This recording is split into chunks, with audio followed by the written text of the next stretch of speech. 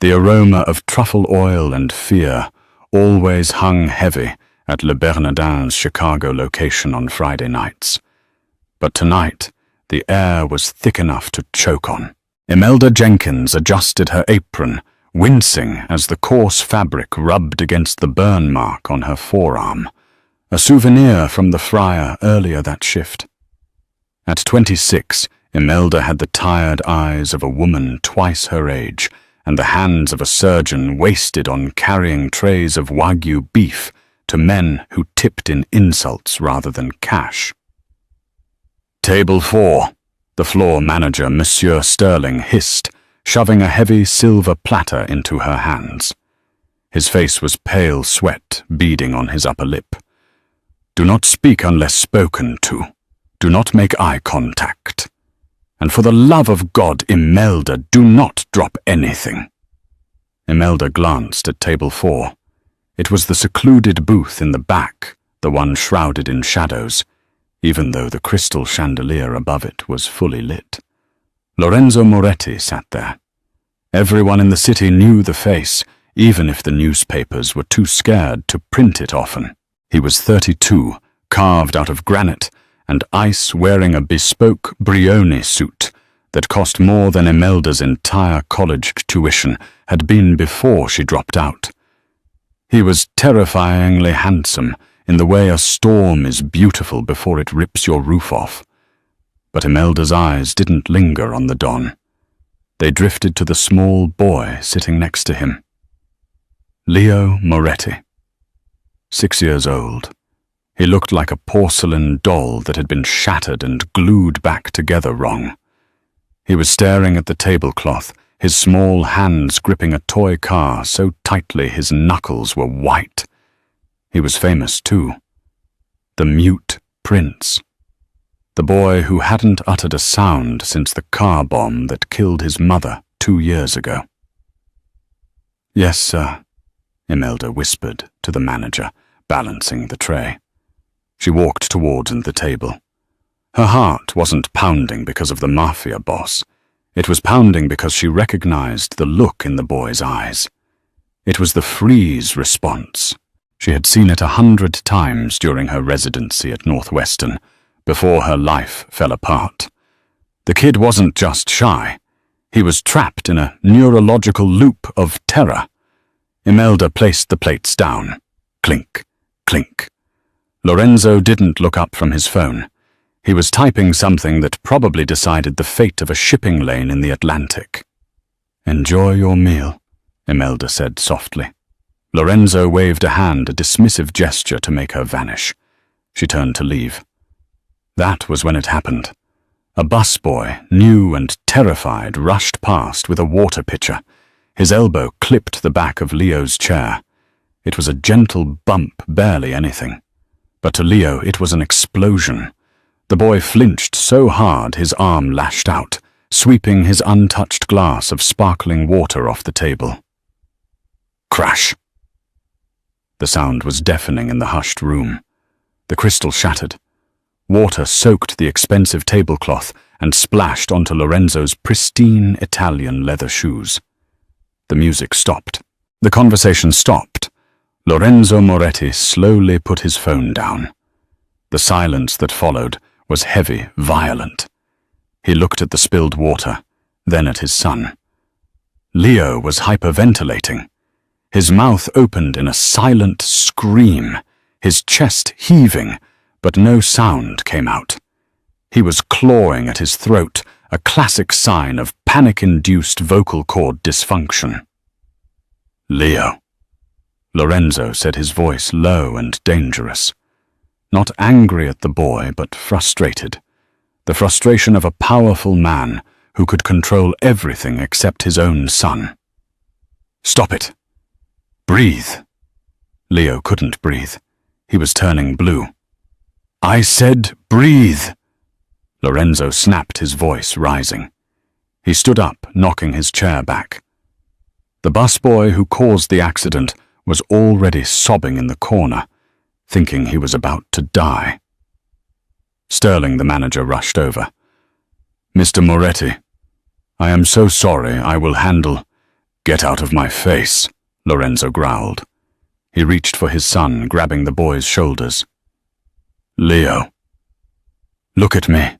The boy was shaking violently, tears streaming down his face, totally locked in his own head. Imelda watched from the service station. She knew protocol. Walk away. Don't get involved. Rich men hate when the help interferes. But she saw Leo's lips turning a darker shade of violet. He wasn't getting oxygen. The panic attack was triggering a laryngospasm. Screw the job, Imelda thought. She dropped her tray on the service counter loudly and marched to table 4. "Let him go," Imelda commanded. The entire restaurant gasped. Lorenzo Moretti whipped his head around. His eyes were like gunmetal. "Excuse me. I said let him go. You're making it worse. He's constricting." Imelda didn't flinch. She stepped right into the personal space of the most dangerous man in Illinois. She shoved Lorenzo's hands away from the boy, an act that should have gotten her shot on the spot. Lorenzo was so shocked by the audacity that he actually stepped back. Imelda knelt on the broken glass. She didn't care about the shards digging into her knees. She lowered her head so she was below Leo's eye level. "Leo," she whispered. Not in a baby voice, but in a rhythmic, melodic tone. She started tapping a steady 4/4 beat on the table with her fingernail. Tap, tap, tap, tap. "Look at the water, Leo," she said, matching her words to the rhythm. "The water is just water. It's not fire. It's just wet." Leo's eyes darted to her. He was still gasping, choking on air. "Can you hear the tapping?" Imelda asked, keeping her voice strictly melodic. She knew that speech centers in the left brain were damaged by trauma, but the singing centers in the right brain often remained intact.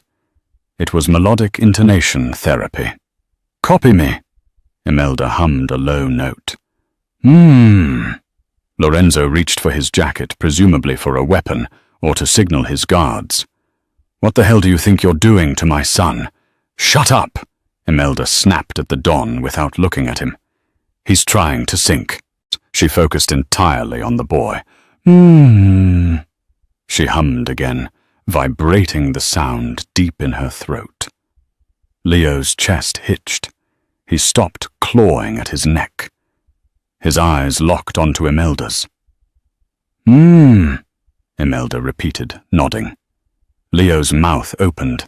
A tiny, creaky sound came out. The air in the room shifted. "Good." Imelda smiled, a genuine, warm smile that transformed her tired face. "Now the water. Say, wet."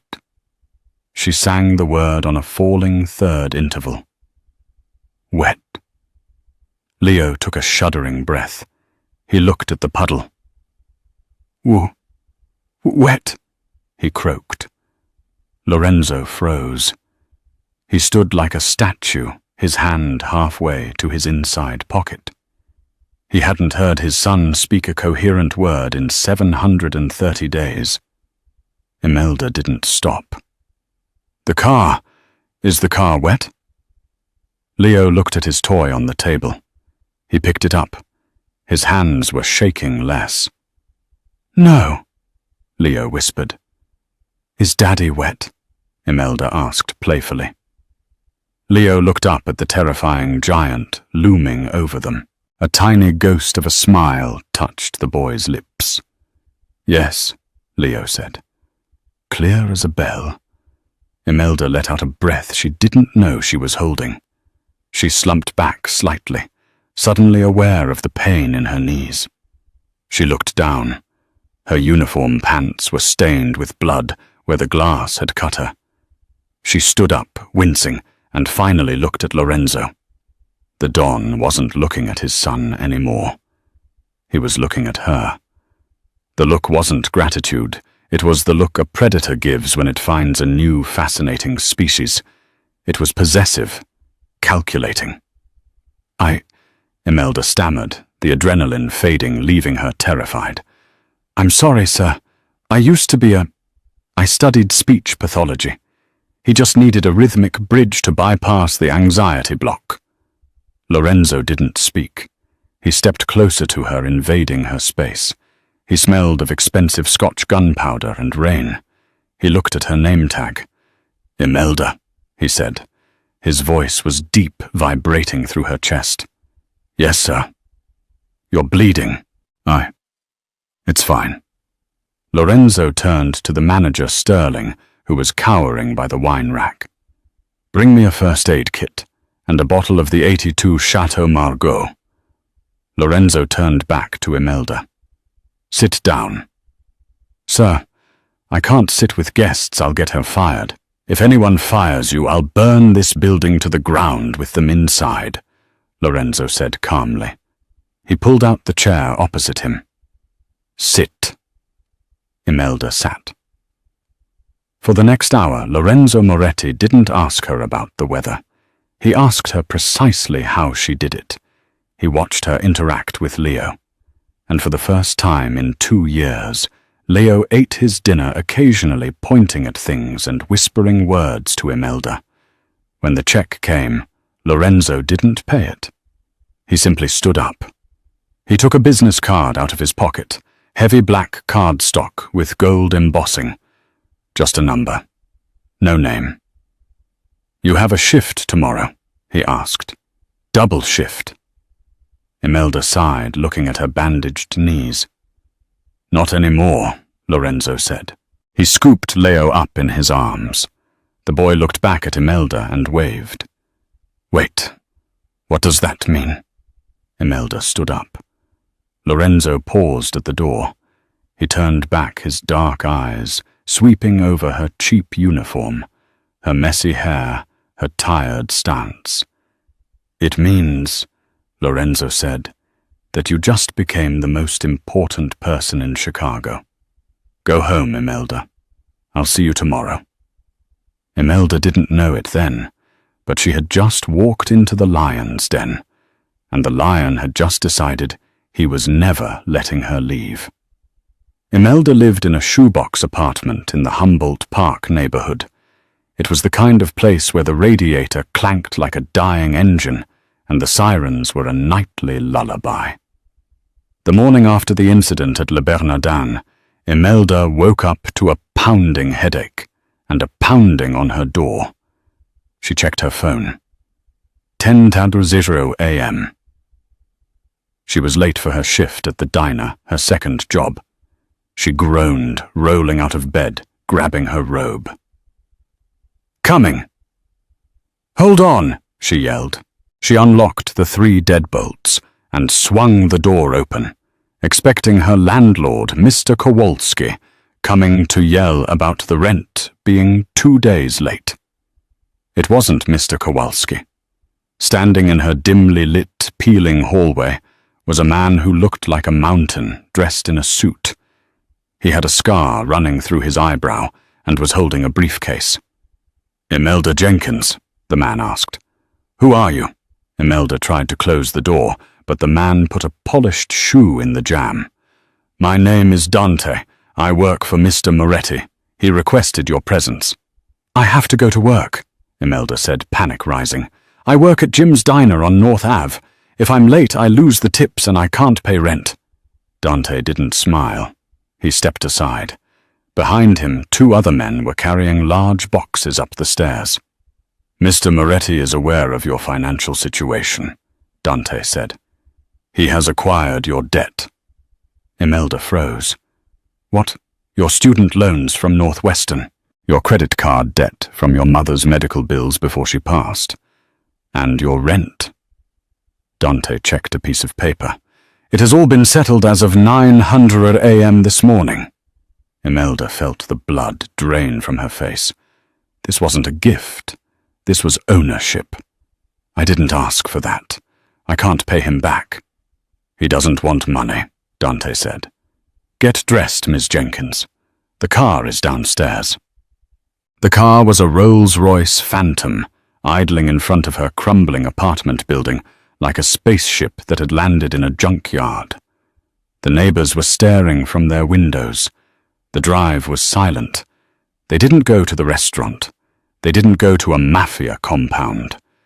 They drove to the West Loop, stopping in front of an old, boarded-up brick building on Washington Boulevard.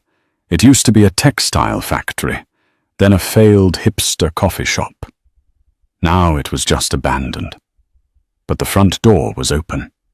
Lorenzo Moretti was standing on the sidewalk, wearing a charcoal wool coat, looking at the building like he was inspecting a fortress.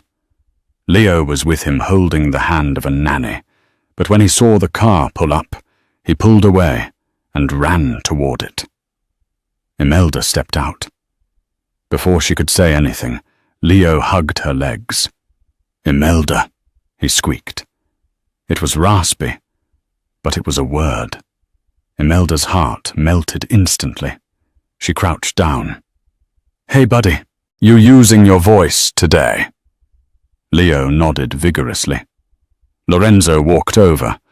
The daylight made him look even sharper, his angles more severe. "He asked for you this morning. First thing he said, Imelda." "Mr. Moretti."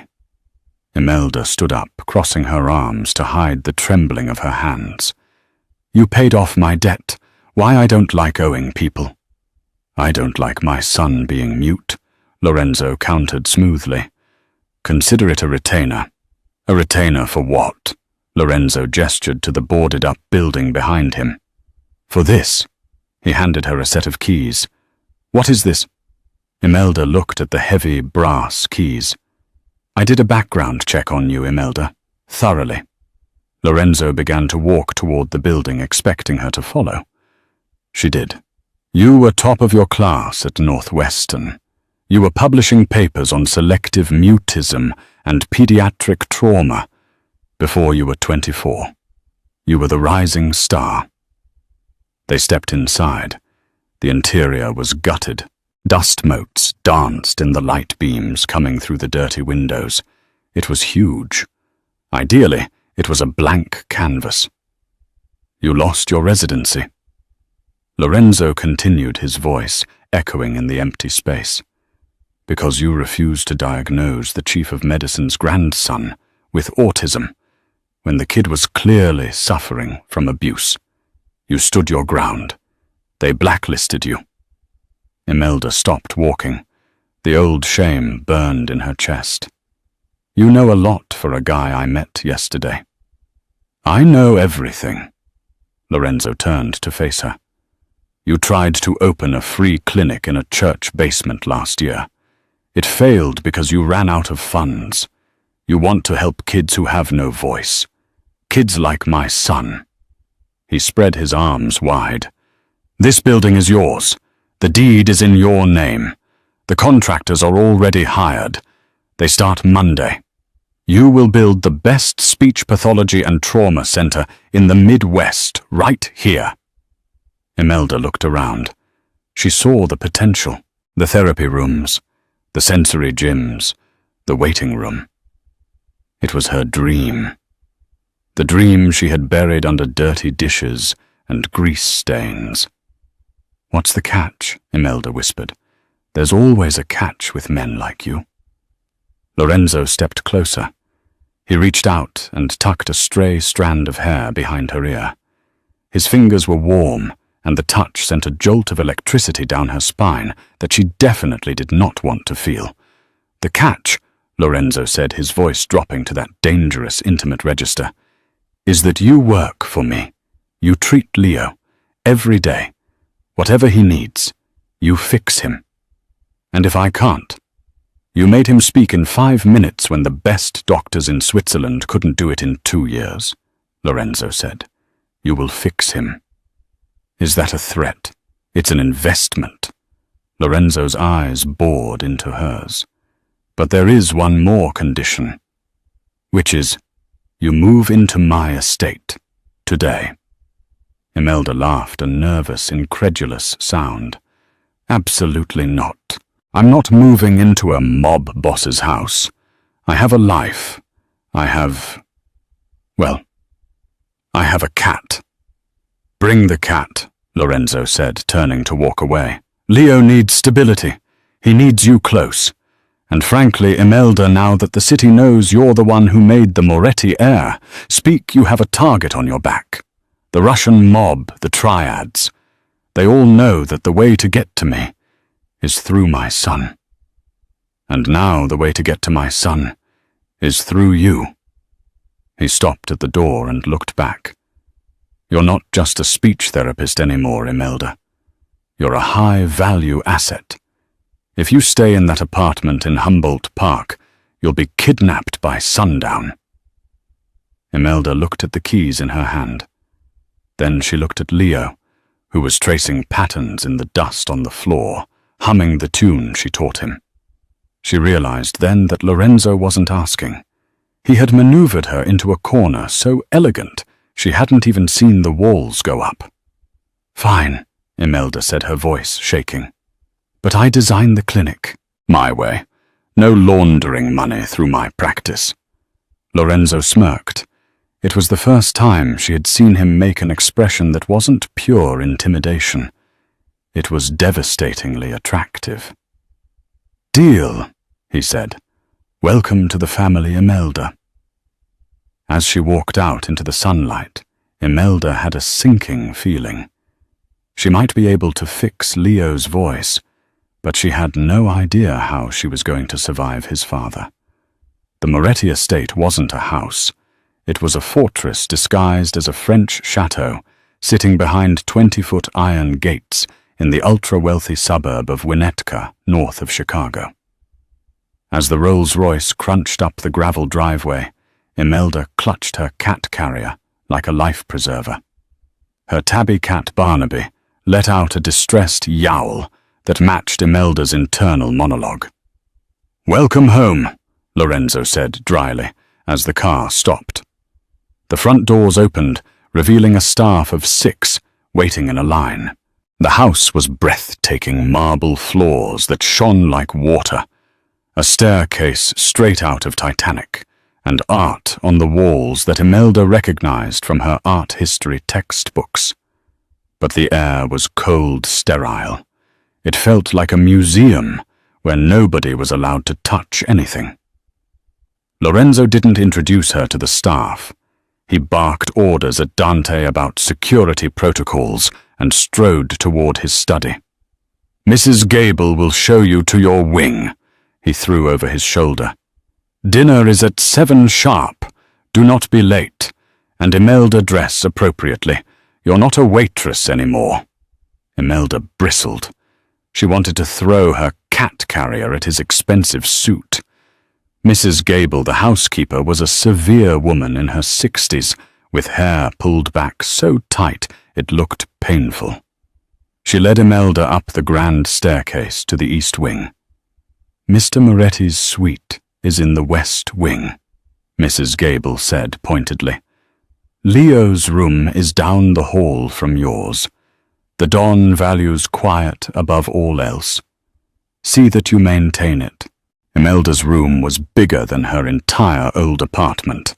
It had a 4-poster bed, a walk-in closet filled with clothes in her size, which was creepy, and a balcony overlooking Lake Michigan. It was luxurious, and it terrified her. She didn't unpack. She let Barnaby out, then immediately went down the hall to Leo's room. The door was ajar. Inside the room was a chaotic explosion of expensive toys. Lego sets worth thousands of dollars sat unopened in boxes. A miniature electric Ferrari was parked in the corner. Leo was sitting in the middle of the floor, surrounded by a moat of stuffed animals, staring at a tablet. "Knock, knock," Imelda said, softly, leaning against the doorframe. Leo looked up, his eyes so like his father's. Dark, intense eyes widened. He scrambled up and ran to her. Burying his face in her stomach, Imelda knelt down, hugging him back. He felt thin, fragile. "Hey, Leo. Big change today, huh?" She kept her voice level, melodic. New house for me. New friend for you. She pulled away slightly and tapped a rhythm on his shoulder. Tap, tap, tap. Leo mimicked it on her arm. Tap, tap, tap. Good, she smiled. Can you show me your favorite thing in this whole room? Leo hesitated. He looked at the mountain of expensive toys.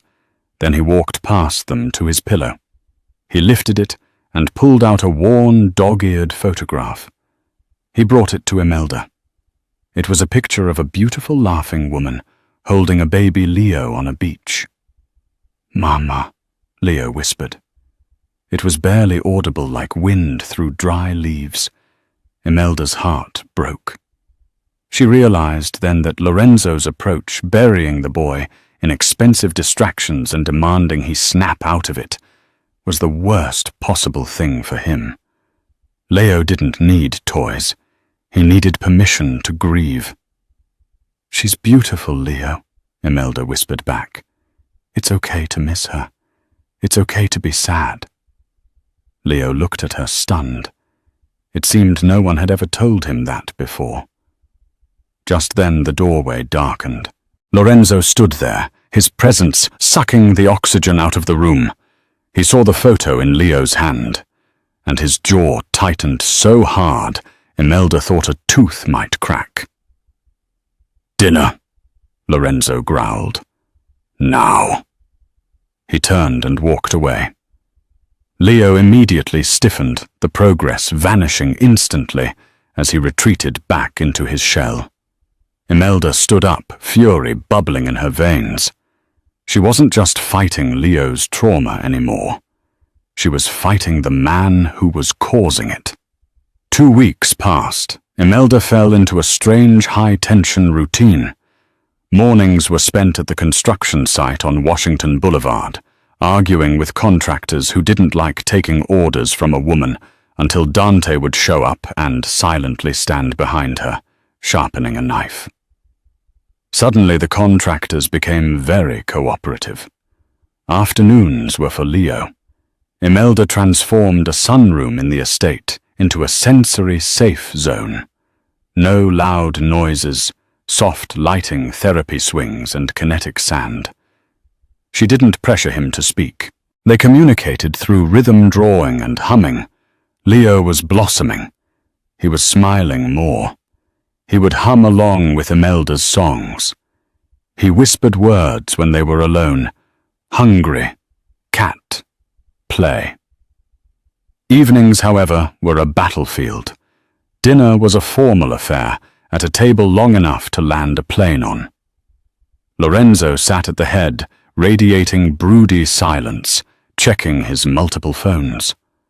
One Tuesday night, a massive Midwestern thunderstorm rolled in over Lake Michigan. The sky turned green, and thunder shook the foundations of the massive house. At the first crack of thunder, Leo, who was eating peas one by one, dropped his fork and put his hands over his ears. He started to rock back and forth, a low whine building in his throat. Lorenzo slammed his hand on the table. "Leonardo, stop it! It's just noise!" Leo flinched violently, crying harder, silent sobs that racked his small body. "He can't help it, Lorenzo," Imelda snapped, abandoning the "sir." "It's a trauma trigger. The noise sounds like the bomb. He needs to toughen up. The world is loud. If he hides every time there's a noise, he'll get eaten alive." Lorenzo stood up, looming over the boy. "Look at me, Leo." Imelda couldn't take it. She threw her linen napkin down and bolted around the table. She physically placed herself between the Don and his son. "Back off," Imelda hissed, glaring up at Lorenzo. Lorenzo looked ready to snap her neck. "You do not give me orders in my own house, Imelda." "Then stop acting like a bully instead of a father." She turned her back on the most dangerous man in Chicago and knelt in front of Leo. "Leo eyes on me," she said, using her therapist voice, firm, calm, rhythmic. She took his small hands in hers and started clapping a slow beat against her own palms. Clap, clap, clap. Feel that? She asked. The thunder cracked again. Boom! Leo whimpered. Wait for it, Imelda said, holding the rhythm. Nature is playing drums. That was a big crash cymbal. Now wait for the bass drum. Another rumble of thunder, quieter this time. There it is, Imelda hummed. Boom, boom, boom. Leo stared at her, his tears stopping. He was focusing on her rhythm instead of the chaos outside. Can you do it? Imelda asked. Slowly, shakily, Leo tapped his hands together. Clap, clap. Lorenzo watched from above. He watched this woman who looked like a strong breeze could knock her over, diffuse his son's panic with nothing but patience and a beat.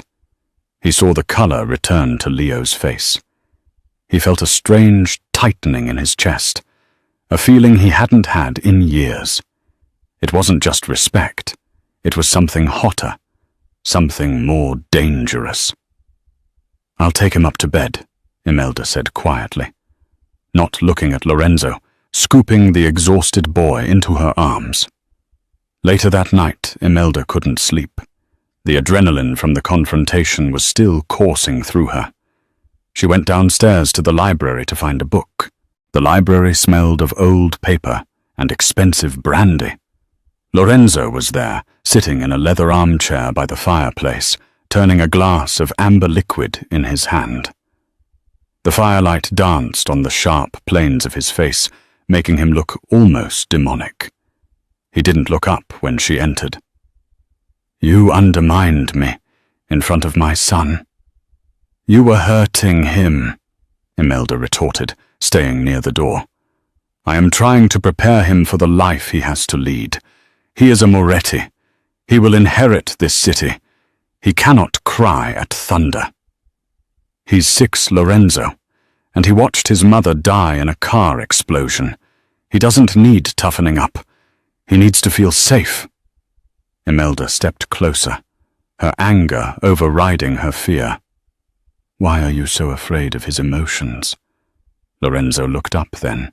His eyes were bleak, empty holes.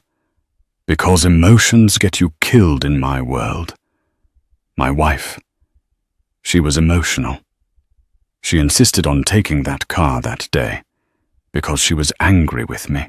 If she had just listened, if she had just been cold and logical. He downed the rest of his drink. The vulnerability was gone in a flash, replaced by steel.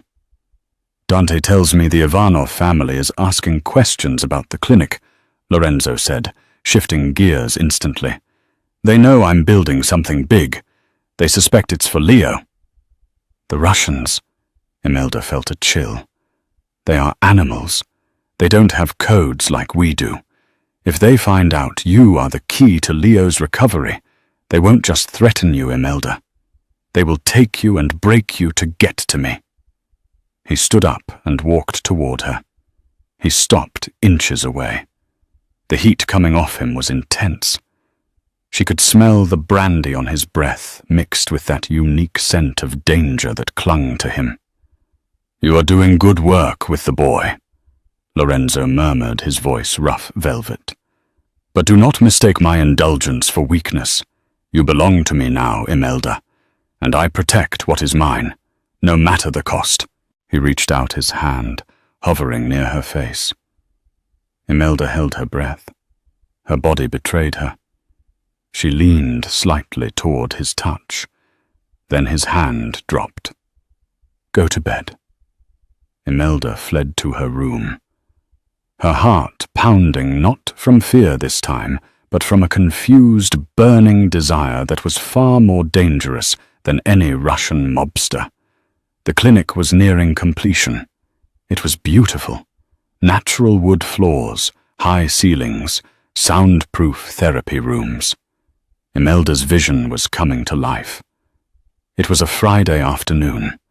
Imelda was at the site, supervising the installation of a sensory climbing wall in the main gym. Lorenzo had insisted on coming along.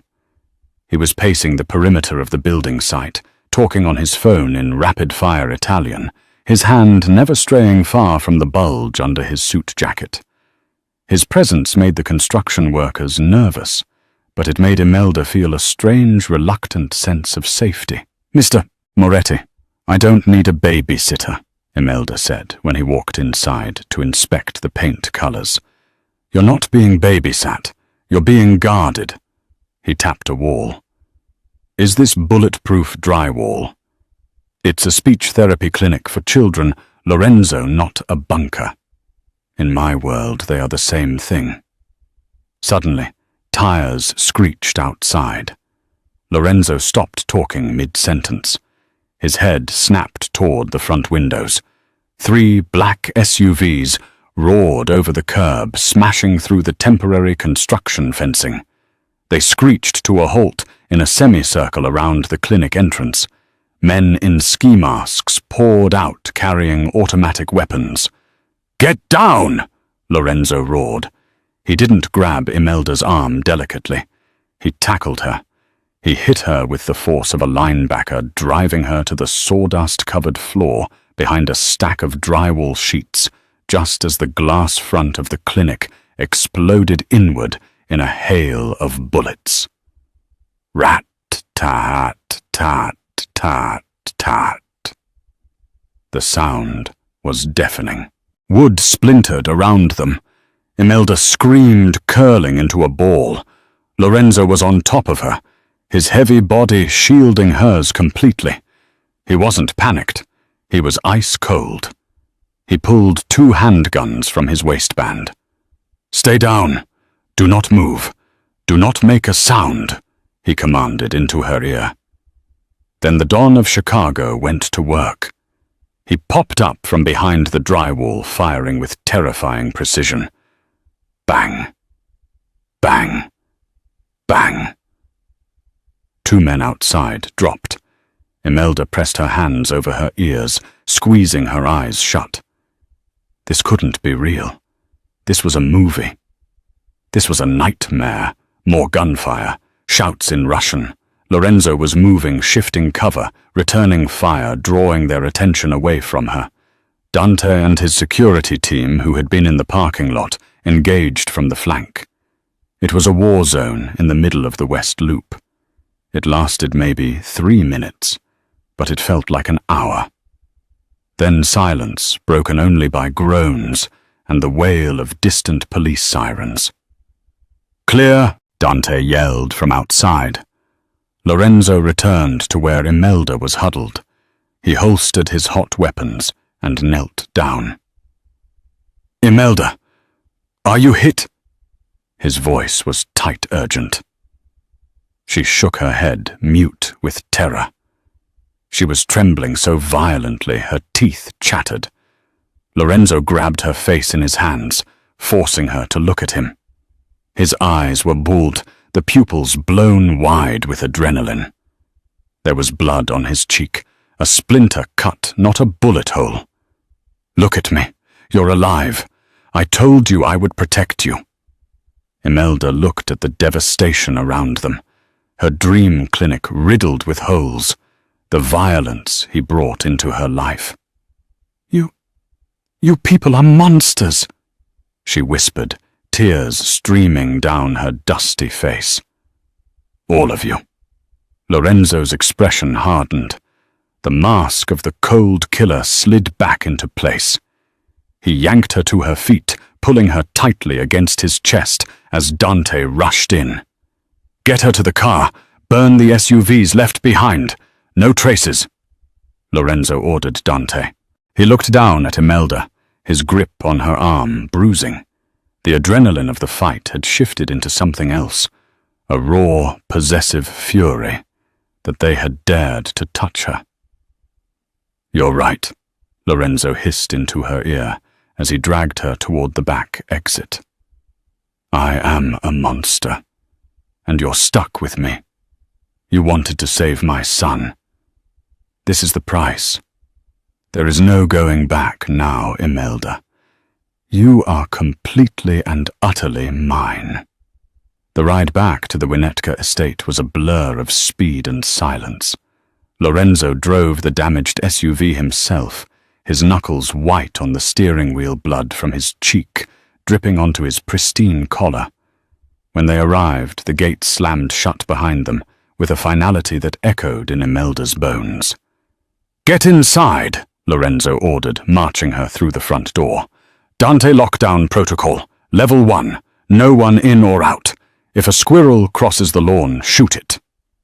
He dragged Imelda up the stairs, not to her room, but to his.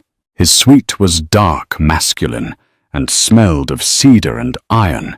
He kicked the door shut and immediately began stripping off his ruined jacket, tossing his holster onto the bed. "Sit," he commanded, pointing to the edge of the mattress. "Stop ordering me around," Imelda yelled, her shock finally giving way to hysteria. She stood her ground, trembling.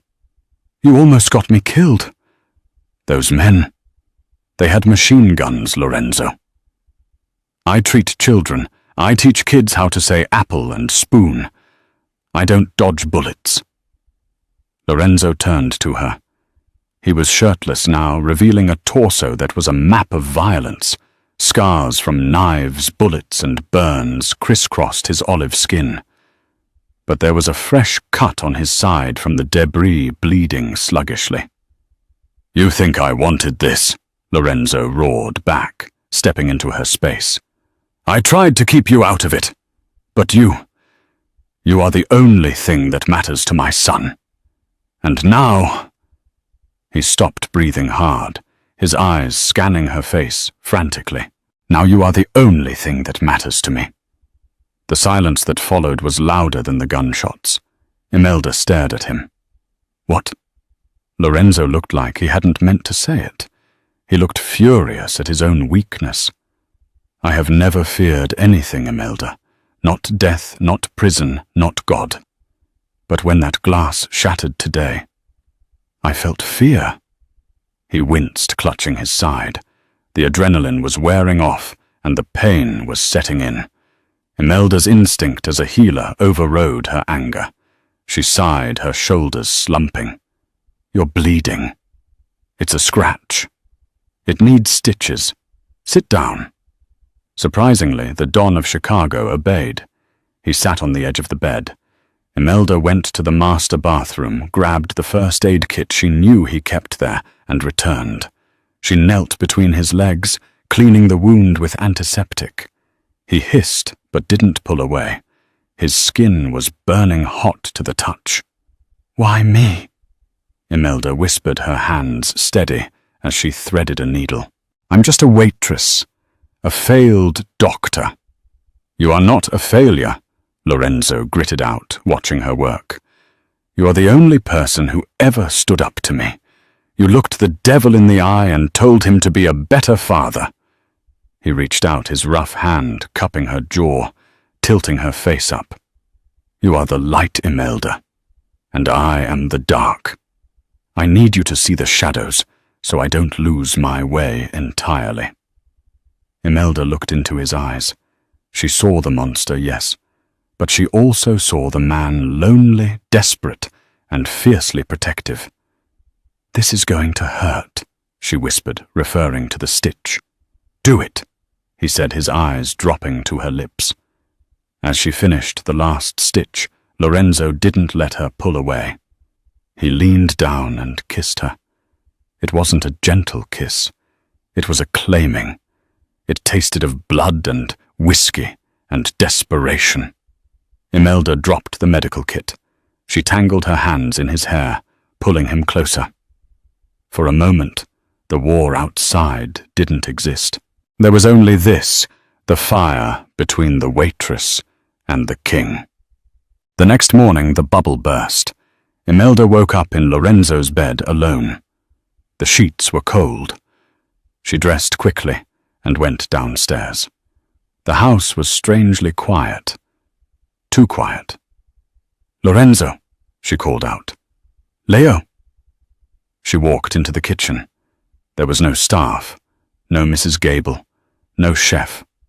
Just a man sitting at the kitchen island, drinking a cup of coffee. It wasn't Lorenzo. It was a man with a shaved head and a tattoo of a spider on his neck. He smiled, revealing silver teeth. "Good morning, Dr. Jenkins," the man said in a thick Russian accent. Imelda froze. "Who are you?" "Where is the security?" "Your security negotiated," the Russian said, standing up. He held a pistol loosely in his hand.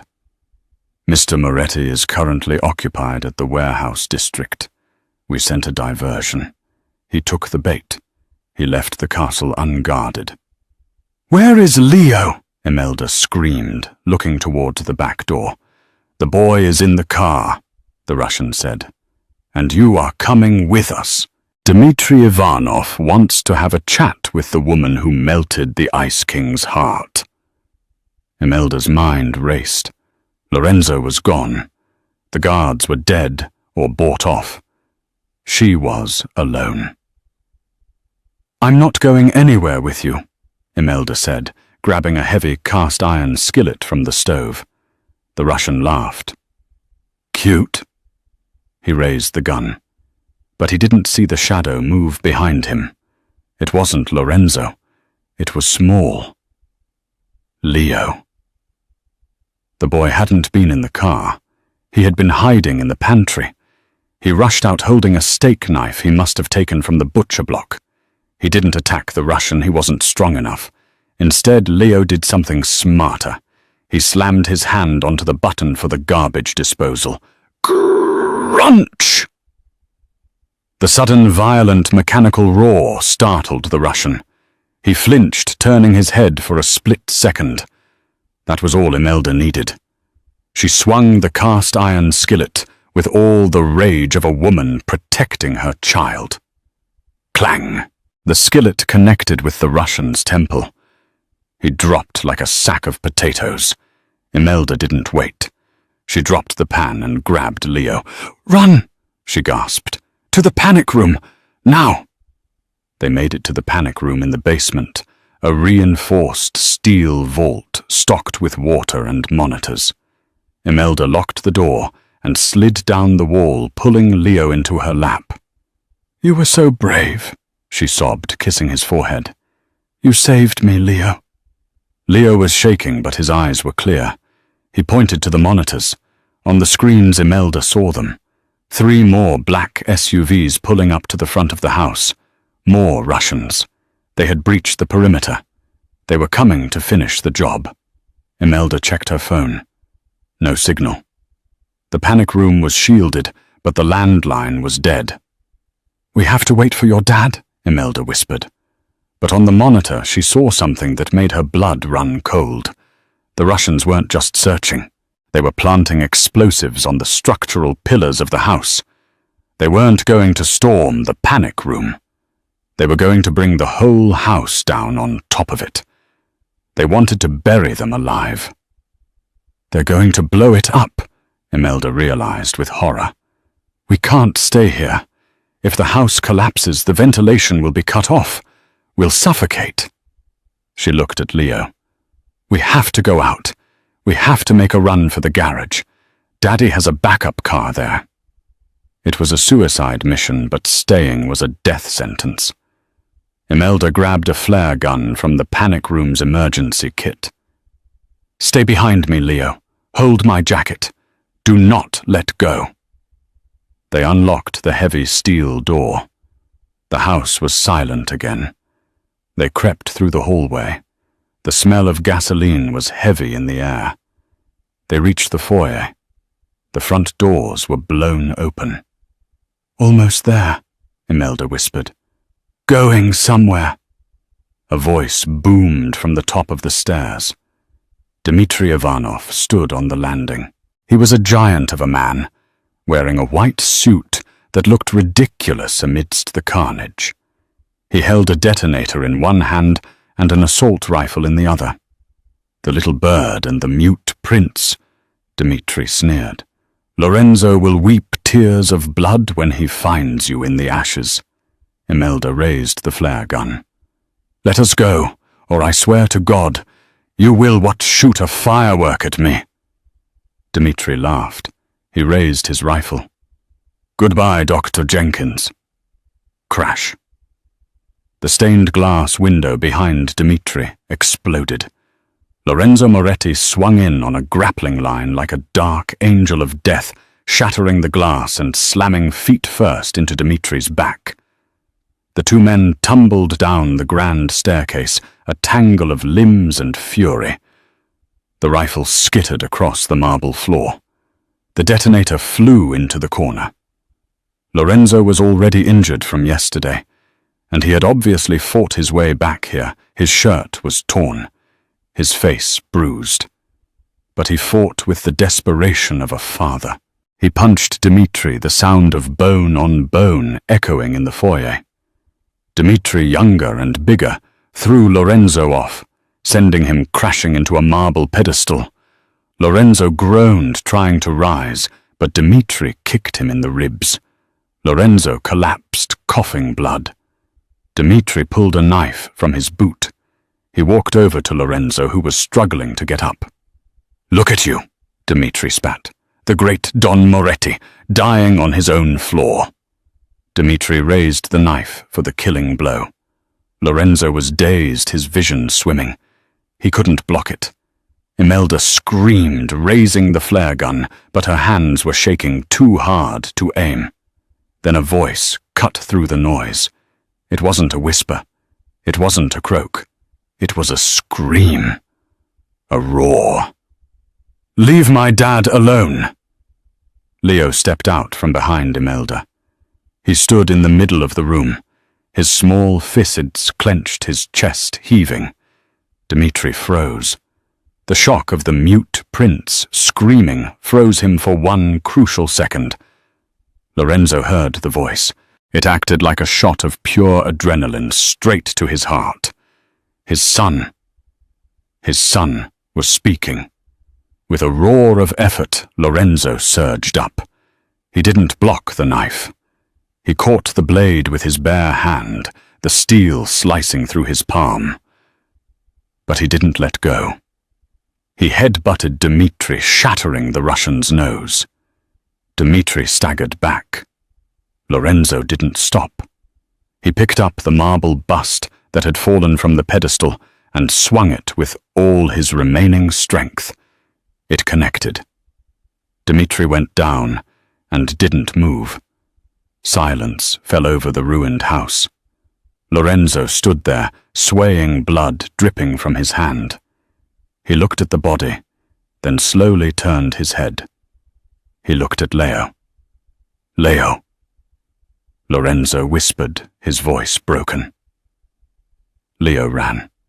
He didn't run away. He ran to his father. Lorenzo dropped to his knees, ignoring his injuries, and caught the boy. "Daddy?" Leo sobbed, burying his face in Lorenzo's neck. "Daddy, don't die. I'm not going to die." Lorenzo wept, tears mixing with the blood on his face. He held his son tighter than he had ever held anything. "I heard you. I heard you, Leo." Imelda walked over, dropping the flare gun. She fell to her knees beside them, wrapping her arms around both of them. Lorenzo looked at her over Leo's head. His eyes were soft, the ice completely melted. "You did this," he whispered to Imelda. "You gave him back to me." "We did it," Imelda said, resting her forehead against his. The sound of sirens wailed in the distance. The police were finally coming. But the war was over. The Ivanovs were broken. And the Moretti family, the real family, was just beginning. Epilogue. 6 months later. The Moretti Center for Pediatric Speech and Trauma opened on a sunny Saturday in June. It was the most advanced clinic in the country, fully funded by an anonymous donor. Imelda stood at the podium cutting the red ribbon. She wore a white dress, simple but elegant. Her hand rested on her stomach, where a very small, very new life was just beginning to grow. In the front row, Lorenzo Moretti sat wearing a suit that cost more than the building. He wasn't looking at his phone. He was looking at his wife with a reverence that terrified his enemies and delighted the gossip columns. Next to him sat Leo. He was holding a microphone. "Thank you all for coming," Leo said into the mic. His voice was steady, confident. "My mom worked really hard on this place." The crowd cheered. Lorenzo leaned over and kissed Imelda's hand as she sat down. "You know," he whispered, "I think he likes the microphone too much. He might run for mayor one day." "Better than a mob boss," Imelda teased. "I don't know." Lorenzo smirked, rubbing his thumb over the simple gold band on her finger. "I think the Mafia life suits you, Mrs. Moretti. You swing a mean frying pan." Imelda laughed, the sound ringing out clear and happy. She looked at her husband, the man who had burned the world down to keep her safe, and her son, who had found his voice to save them. "Just shut up and kiss me, Lorenzo." And right there in front of the press, the cameras, and the entire city of Chicago, the Mafia Don obeyed his wife. What a ride, from a terrified waitress scraping by on tips to the queen of the Chicago underworld. Imelda didn't just find love, she found her power. She proved that sometimes the most dangerous weapon isn't a gun, it's a voice. And Lorenzo, he learned that a heart isn't a weakness, but the only thing worth fighting for.